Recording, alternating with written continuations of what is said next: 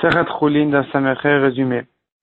La Gemara donne quelques simanim pour reconnaître un oiseau tamé qui est dorès. Dorès, selon Rachid, ça veut dire il piétine la nourriture avant de rentrer dans sa bouche. Et alors la Gemara elle dit comment reconnaître ça? Bon, d'abord ça c'est un siman qui est tamé. Il y a par contre trois simanim qui est tort, c'est s'il a un doigt en plus, s'il a le zéfek, s'il a l'estomac qui s'épluche facilement, ça c'est qu'il est un peu la preuve qu'il est tort. La Gemara dit maintenant comment savoir s'il est dorès?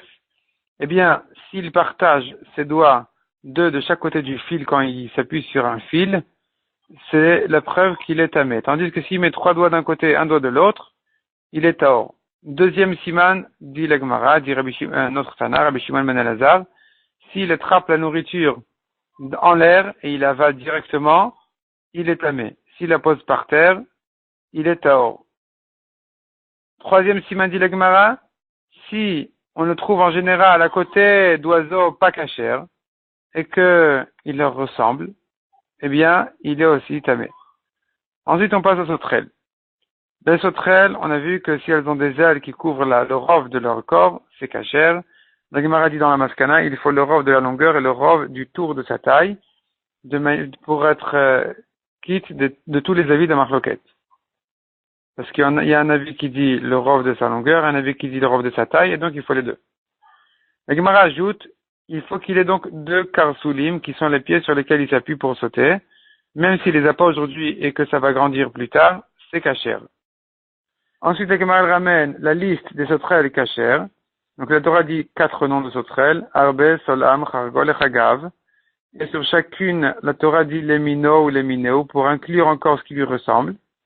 La Gemara dit exactement de qui il s'agit et quelles sont les sauterelles qui leur ressemblent. Ça, c'est selon Tanakama. Selon Rabbi Ishmael, il fait une rachat entière de ce pasouk. Et il dit que on a besoin, on peut pas prendre, on aurait dû apprendre une de l'autre, une sauterelle de l'autre. Mais comme il y a des différences entre elles, donc on ne peut pas les apprendre.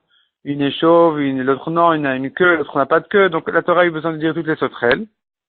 Mais finalement, une fois que la Torah a dit les trois, on peut apprendre de là que toute autre sauterelle qui a les 4 simanim suivants est cachère.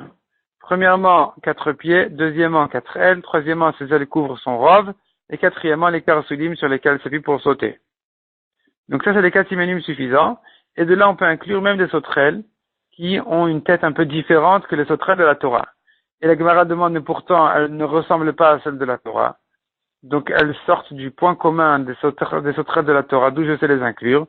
La Gemara répond finalement qu'on a une sauterelle en trop. Le mot salam, la sauterelle salam, elle est en trop dans la Torah. On n'avait pas besoin de l'écrire, puisqu'elle ressemble à Arbe et à Chargol. Donc entre Arbe et Chargol, je peux comprendre déjà que salam, c'est aussi cacher. Pourquoi est-ce que la Torah m'a ajouté salam? C'est bien pour inclure même les sauterelles qui ne leur ressemblent pas, que je n'aurais pas inclus. Et ça vient donc inclure même une sauterelle qui a une tête longue, qui est différente des sauterelles de la Torah. Elle aussi, elle est kshera. Au passage, la Gemara nous ajoute, il faut que ces sauterelles-là, donc une sauterelle qui a ces 4 simanim-là, elle est kshera à condition qu'elle s'appelle chagav. Mais le nom chagav est insuffisant, il faut qu'elle ait et les 4 simanim et qu'elle s'appelle chagav, et à ce moment-là, c'est kasher.